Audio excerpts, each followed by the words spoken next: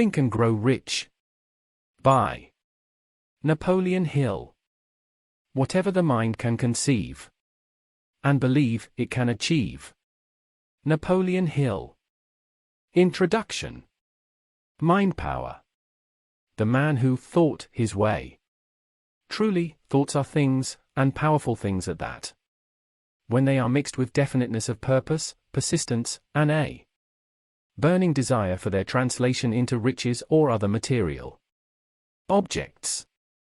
Edwin C. Barnes discovered how true it is that individuals really do think and grow rich. Point 1. His discovery did not come about at one sitting. It came little by little, beginning with a burning desire to become a business associate of the great Thomas Alva Edison. One of the chief characteristics of Barnes' desire was that it was definite. He wanted to work with Edison, not for him. Observe carefully the description of how he went about translating his desire into reality, and you will have a better understanding of the 13 steps which lead to riches. When this desire, or impulse of thought, first flashed into Barnes' mind, he was in no position to act upon it. Two difficulties stood in his way. He did not know Mr. Edison, and he did not have enough money to pay his railroad fare to Orange, New Jersey, where Mr. Edison's laboratories were located. These difficulties were sufficient to have discouraged the majority of people from making any attempt to carry out the desire. But his was no ordinary desire. He was so determined to find a way to carry out his desire that he finally decided to travel by blind baggage rather than be defeated. In other words, he went to East Orange on a freight train. He presented himself at Mr. Edison's laboratory and announced he had come to go into business with the inventor. Years later, in speaking of the first meeting between Barnes and Edison, Mr. Edison said, "He stood there before me looking like an ordinary tramp, but there was something in the expression of his face which conveyed the impression that he was determined to get what he had come after." I had learned from years of experience with men that when a man really desires a thing so deeply that he is willing to stake his entire future on a single turn of the wheel in order to get it, he is sure to win. I gave him the opportunity he asked for because I saw he had made up his mind to stand by until he succeeded. Subsequent events proved that no mistake was made. Just what young Barnes said to Mr. Edison on that occasion was far less important than that which he thought. Edison himself said so. It could not have been the young man's appearance which got him his start in the Edison office, for that was definitely against him. It was what he thought that counted. If the significance of this statement could be conveyed to the person who reads it, there would be no need for the remainder of this book. Barnes did not get his partnership with Edison on his first interview. He did get a chance to work in the Edison offices at a very nominal wage, doing work that was unimportant to Edison but most important to Barnes, because it gave him an opportunity to display his merchandise where his intended partner could see it. Months went by. Apparently nothing happened to bring the coveted goal which Barnes had set up in his mind as his definite major purpose. But something important was happening in Barnes' mind. He was constantly intensifying his desire to become the business associate of Edison. Psychologists have correctly suggested that, when one is truly ready for a thing, it puts in its appearance. Barnes was ready for a business association with Edison. Moreover, he was determined to remain ready until he got that which he was seeking. He did not say to himself, "Ah well, what's the use? I guess I'll change my mind and try for a sales job." But he did say, "I came here to go into business with Edison, and I'll accomplish this end if it takes the remainder of my life." He meant it. What a different story people would have to tell if only they would adopt a definite purpose and stand by that purpose. until it had time to become an all-consuming obsession. Maybe young Barnes did not know it at the time, but his bulldog determination, his persistence in standing back of a single desire, was destined to mow down all opposition and bring him the opportunity he was seeking. When the opportunity came, it appeared in a different form and from a different direction than Barnes had expected. That is one of the tricks of opportunity. It has a sly habit of slipping in by the back door, and it often comes disguised in the form of misfortune or temporary defeat. Perhaps this is why so many fail to recognize opportunity. Mr. Edison had just perfected a new office device, known at that time as the Edison dictating machine, later the Ediphone. His sales staff were not enthusiastic about it. They did not believe it could be sold without great effort. Barnes saw his opportunity. It had crawled in quietly, hidden in an odd-looking machine which interested no one but Barnes and the inventor. Barnes knew he could sell the Edison dictating machine.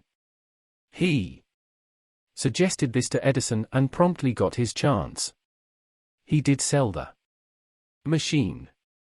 In fact, he sold it so successfully that Edison gave him a contract to distribute and market it all over the nation. Out of that business association grew the famous slogan made by Edison and installed by Barnes. The business alliance was a great success for more than 3 decades.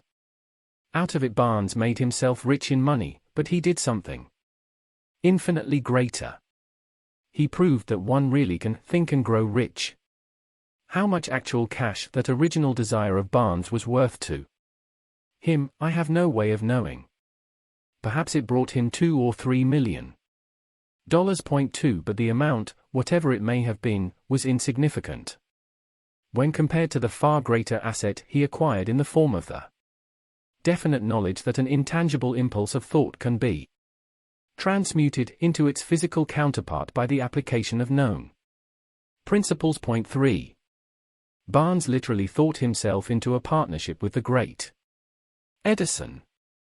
He thought himself into a fortune. He had nothing to start with except the capacity to know what he wanted and determination to stand by that desire until he realized it. He had no money to begin with. He had but little education. He had no influence. But he did have initiative, faith, and the will to win. With these intangible forces he made himself #1 man with the greatest inventor who ever lived. Point 4. 3 feet from gold. Now let us look at a different situation and study someone who had plenty of tangible evidence of riches, but lost them, because he stopped 3 feet short of the goal he was seeking.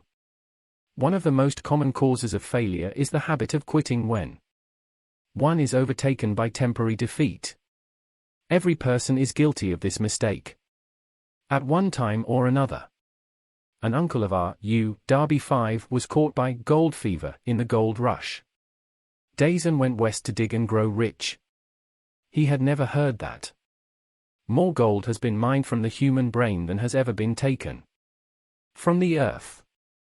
He staked a claim and went to work with pick and shovel. The going was hard, but his lust for gold was definite. After weeks of labor, he was rewarded by the discovery of the shining ore. He needed machinery to bring the ore to the surface. Quietly, he covered up the mine, retraced his footsteps to his home in Williamsburg, Maryland, and told his relatives and a few neighbors of the strike. They got together money for the needed machinery and had it shipped.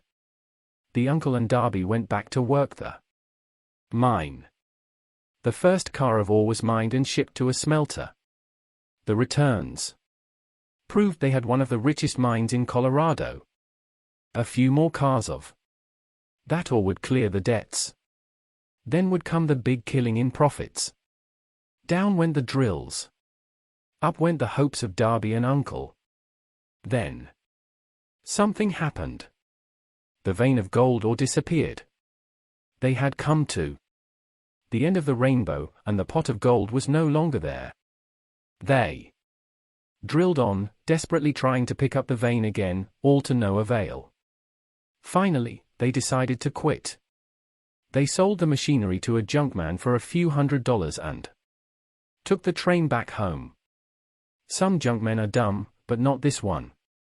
He called in a mining engineer to look at the mine and do a little calculating. The engineer advised that the project had failed because the owners were not familiar with fault lines. His calculations showed that the vein would be found just 3 feet from where the Darbys had stopped drilling. That is exactly where it was found. The junkman took millions of dollars in ore from the mine because he knew enough to seek expert counsel before giving up. Most of the money which went into the machinery was procured through the efforts of R.U. Darby, who was then a very young man. The money came from his relatives and neighbors because of their faith in him. He paid back every dollar of it, although he was years in doing so. Long afterward, Mr. Darby recouped his loss many times over when he made the discovery that desire can be transmuted into gold. The discovery came after he went into the business of selling life insurance. Remembering that he had lost a huge fortune because he stopped 3 feet from gold, Darby profited from the experience in his chosen work. By the simple method of saying to himself, I stopped 3 feet from gold. But I will never stop because people say no when I ask them to buy insurance. Darby in his day was one of a small group of fewer than 50 individuals who sold more than $1 million of life insurance annually. He owed his stickability to the lesson he learned from his quitability in the gold mining business. Before success comes in anyone's life, that individual is sure to meet with much temporary defeat and, perhaps, some failure. When defeat overtakes a person, the easiest and most logical thing to do is to quit. That is exactly what the majority of people do. More than 500 of the most successful individuals this country has ever known have told me that their greatest success came just one step beyond the point at which defeat had overtaken them. Failure is a trickster with a keen sense of irony and cunning. It takes great delight in tripping one when success is almost within reach. A 50-cent lesson in persistence. Shortly after Mr. Darby received his degree from the University of Hard Knocks and had decided to profit by his experience in the gold mining business, he had the good fortune to be present on an occasion that proved to him that no does not necessarily mean no. One afternoon he was helping an uncle grind wheat in an old-fashioned mill. The uncle operated a large farm on which a number of black sharecropper farmers lived. Quietly, the door was opened and a small child, the daughter of one of the tenant families, walked in and took her place near the door. The uncle looked up, saw the child, and barked at her roughly, "What do you want?" Meekly, the child replied, "My mama say to send her 50 cents. "I'll not do it," the uncle retorted. "Now you run on home." "Yes, sir," the child replied. But she did not move.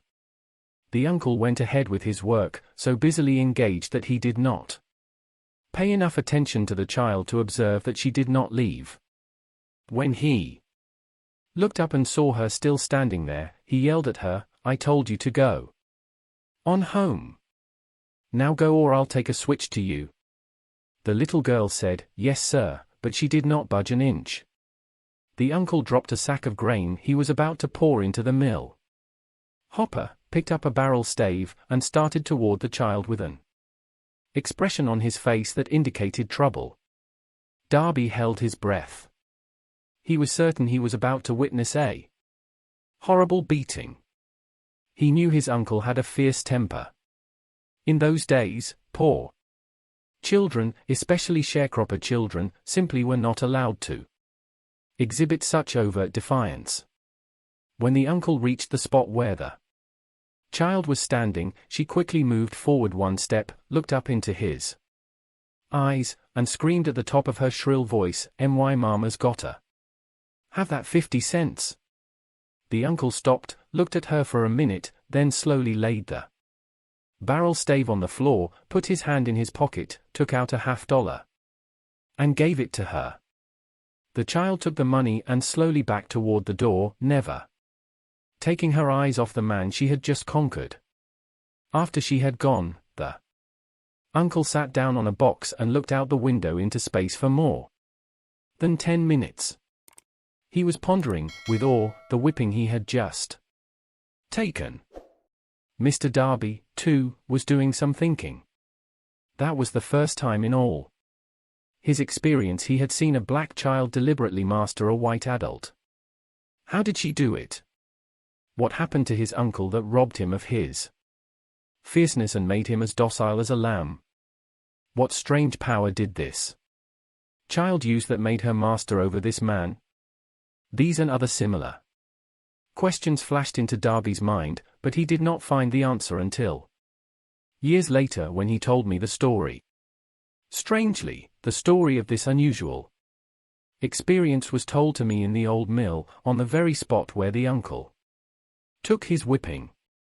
Strangely, too, I had devoted nearly a quarter of a century to the study of that same power which enabled a small, illiterate sharecropper's child to conquer a powerful figure of authority. As we stood there in that musty old mill, Mr. Darby repeated the story of the unusual conquest and finished by asking, "What can you make of it? What strange power did that child use that so completely whipped my uncle?" The answer to his question will be found in the principles described in this book. The answer is full and complete. It contains details and instructions sufficient to enable anyone to understand and apply the same force which the little child stumbled upon accidentally. Keep your mind alert and you will observe exactly what strange power came to the rescue of the child. You will catch a glimpse of this power in the next chapter. Somewhere in this book you will find an idea that will quicken your receptive powers and place at your command, for your OWN benefit, this same irresistible power. The awareness of this power may come to you in the first chapter, or it may flash into your mind in some subsequent chapter. It may come in the form of a single idea. Or it may come in the nature of a plan or a purpose. Again, it may cause you to go back into your past experiences of failure or defeat and bring to the surface some lesson by which you can regain all that you lost through defeat. After I had described to Mr. Darby the power unwittingly used by the little child, he quickly retraced his 30 years of experience as a life insurance salesman and frankly acknowledged that his success in that field was due in no small degree to the lesson he had learned from the child. Mr. Darby pointed out, every time a prospect tried to bow me out without buying, I saw that child standing there in the old mill, her big eyes glaring in defiance, and I said to myself, I've got to make this sale. The better portion of all sales I have made were made after people had said no. He recalled, too, his mistake in having stopped only 3 feet from gold, but that experience, he said, was a blessing in disguise. It taught me to keep on keeping on no matter how hard the going may be, a lesson I needed to learn before I could succeed in anything. This story of Mr. Darby, his uncle, the child, and the gold mine doubtless will be read by hundreds of men and women who make their living in sales.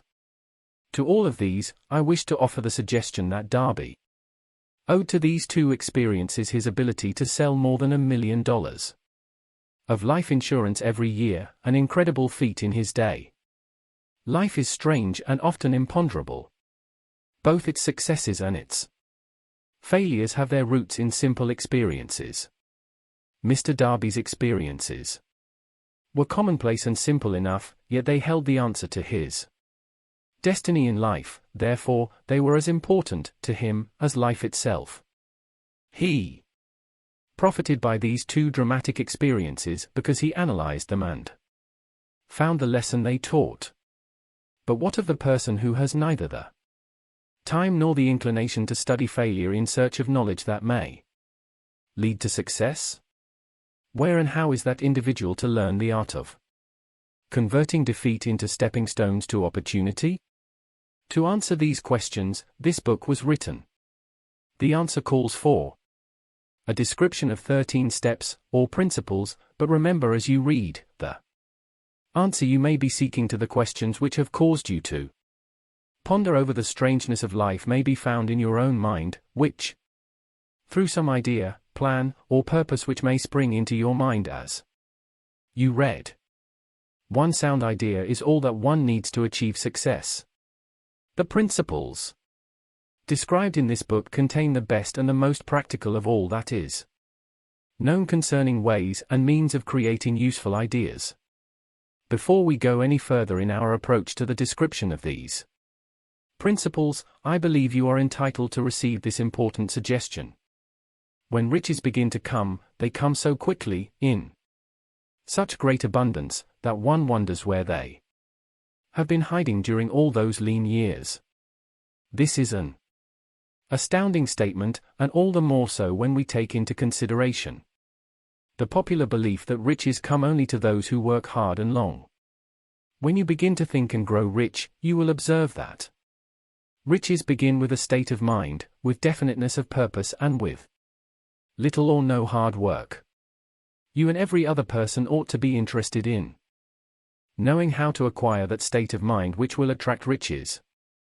I spent 25 years in research, analyzing thousands of people, because I, too, wanted to know how wealthy people become that way. Without that research, this book could not have been written. Here take notice of a very significant truth: the Great Depression started in 1929 and continued on to an all-time record of economic destruction until sometime after President Franklin D. Roosevelt entered office. Then the depression began to fade into nothingness. Just as an usher in a theater raises the lights so gradually that darkness is transmuted into light before you realize it, so did the spell of fear in the minds of the people gradually fade away and become faith. Observe closely that as soon as you master the principles of this philosophy and begin to follow the instructions for applying those principles, your financial status will begin to improve and everything you touch will begin to transmute itself into an asset for your benefit. Impossible? Not at all. One of the main weaknesses of the human race is the average person's familiarity with the word impossible. People know all the rules which will not work. They know all the things which cannot be done. This book was written for those who seek the rules which have made others successful and who are willing to stake everything on those rules. A great many years ago I purchased a fine dictionary. The first thing I did with it was to turn to the word impossible and neatly clip it out of the book. That would not be an unwise thing for you to do. Success comes to those who become success conscious. Failure comes to those who indifferently allow themselves to become failure conscious. The object of this book is to help all who seek it to learn the art of changing their minds from failure consciousness to success consciousness. Another weakness found in altogether too many people is the habit of measuring everything and everyone by their own impressions and beliefs. Some who read this will believe that no one can think and grow rich. They cannot think in terms of riches because their thought habits have been steeped in poverty, want, misery, failure, and defeat. These unfortunate people remind me of a prominent Asian who came to America when he was a student to be educated in American ways. He attended the University of Chicago. One day President William Rainey Harper VI met this young man on the campus, stopped to chat with him for a few minutes and asked what had impressed him as being the most noticeable characteristic of the American people. "Why," the student exclaimed, "your eyes. What does the typical Caucasian say about people of Asian descent? We refuse to believe, or we think odd, that which is not familiar or which we do not understand. We foolishly believe that our own limitations are the proper measure of limitations. Sure, another person's eyes may appear different because they are not the same as our own. Millions of people look at the achievements of highly successful entrepreneurs, such as Henry Ford, after they have arrived and envy them because of their good fortune, or luck, or genius, or whatever it is that they credit for the entrepreneur's fortunes. Perhaps one person in every 100,000 knows the secret of entrepreneurial success, and those who do know are too modest or too reluctant to speak of it because of its simplicity. A single event will illustrate the secret perfectly. One day, Ford decided to produce his now famous V8 automobile engine, one of the most successful developments in the history of the automobile industry. He chose to build an engine with the entire 8 cylinders cast in one block, and he instructed his engineers to produce a design for the engine. The design was placed on paper, but the engineers agreed, to a man, that it was simply impossible to cast an 8-cylinder gas engine block in one piece. Ford said, "Produce it anyway." But, they replied, "It's impossible." "Go ahead," Ford commanded, "and stay on the job until you succeed, no matter how much time is required." The engineers went ahead. There was nothing else for them to do if they were to remain on the Ford staff. 6 months went by, nothing happened.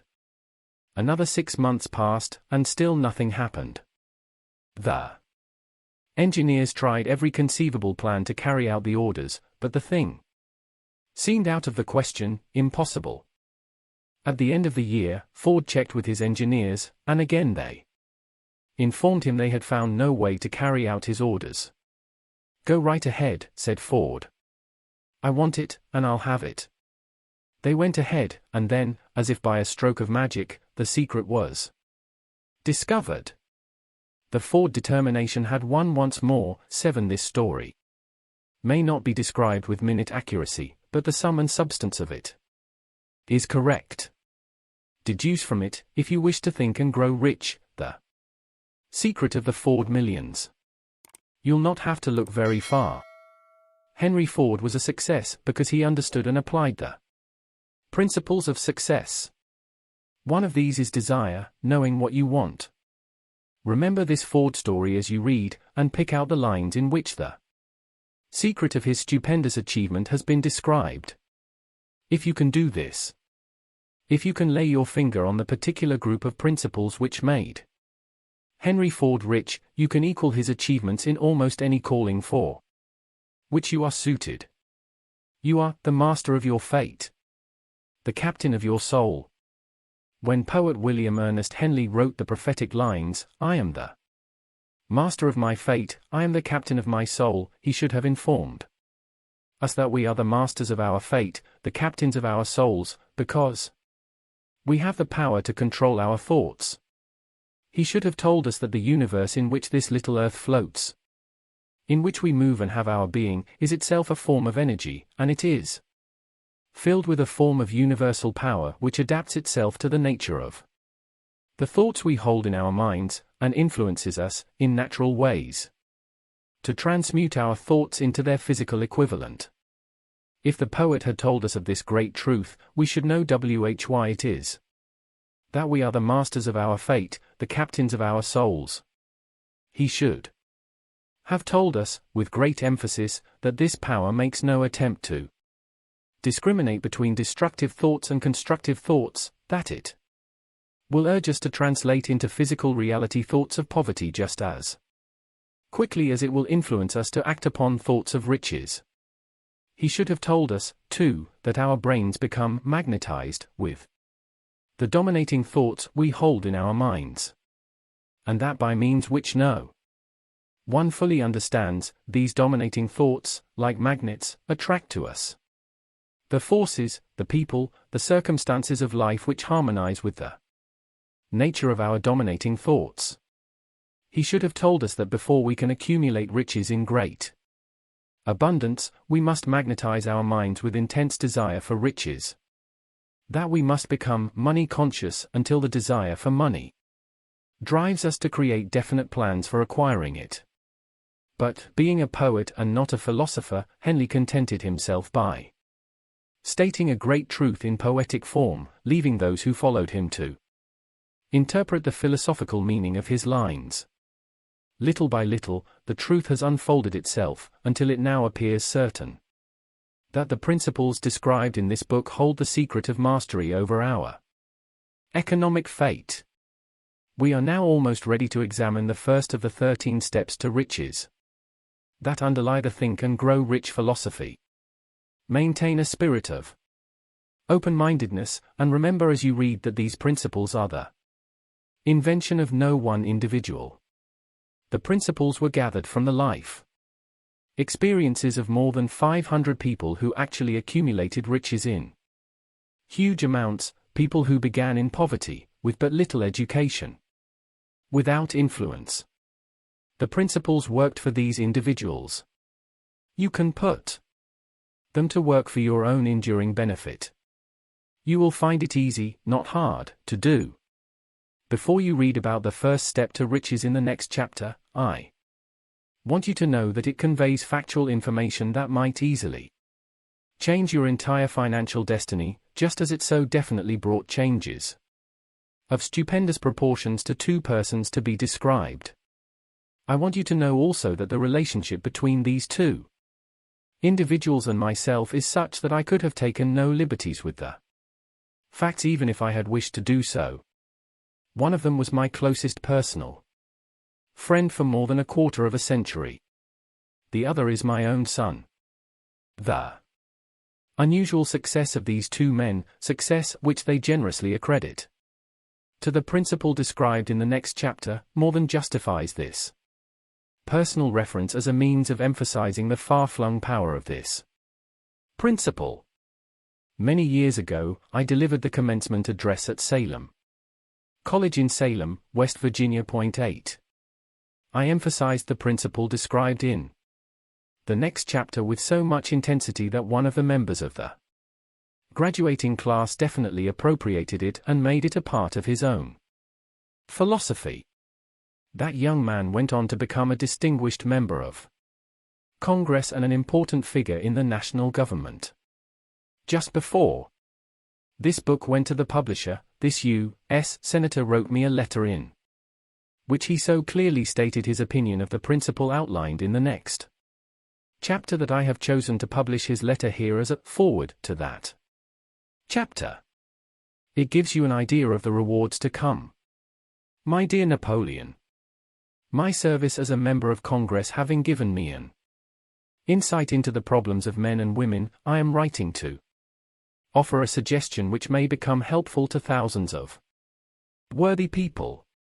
With apologies, I must state that the suggestion, if acted upon, will mean several years of labor and responsibility for you. But I am enheartened to make the suggestion, because I know your great love for rendering useful service. You delivered the commencement address at Salem College when I was a member of the graduating class. In that address, you planted in my mind an idea which has been responsible for the opportunity one now have to serve the people of my state, and will be responsible, in a very large measure, for whatever success I may have in the future. The suggestion I have in mind is that you put into a book the sum and substance of the address you delivered at Salem College, and in that way give the people of America an opportunity to profit by your many years of experience and association with those who, by their greatness, have made America the richest nation on earth. I recall, as though it were yesterday, the marvelous description you gave of the method by which Henry Ford, with but little schooling, without a dollar, with no influential friends, rose to great heights. I made up my mind then, even before you had finished your speech, that I would make a place for myself, no matter how many difficulties I had to surmount.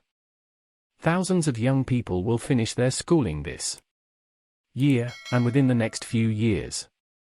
Every one of them will be seeking just such a message of practical encouragement as the one I received from you. They will want to know where to turn, what to do, to get started in life. You can tell them, because you have helped to solve the problems of so many, many people. If there is any possible way that you can afford to render so great a service, may I offer the suggestion that you include with every book one of your personal analysis charts, in order that the purchaser of the book may have the benefit of a complete self-inventory, indicating, as you indicated to me years ago, exactly what is standing in the way of success. Such a service as this, providing the readers of your book with a complete, unbiased picture of their faults and their virtues, would mean to them the difference between success and failure. The service would be priceless. Millions of people are now facing the problem of staging a comeback, and I speak from personal experience when I say, I know these earnest people would welcome the opportunity to receive your suggestions for the solution. You know the problems of those who face the necessity of beginning all over again.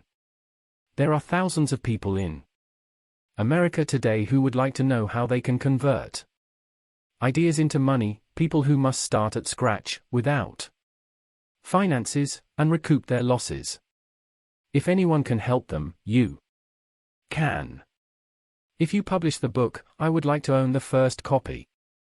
That comes from the press, personally autographed by you. With best wishes, believe me. Cordially yours, Jennings Randolph. 9. What that commencement address had kindled in Senator Jennings Randolph as he was about to set out on adult life, was his first real understanding of the enormous power of desire, the first step to riches. A burning desire to be and to do is the starting point from which the dreamer must take off. Dreams are not born of indifference, laziness, or lack of ambition.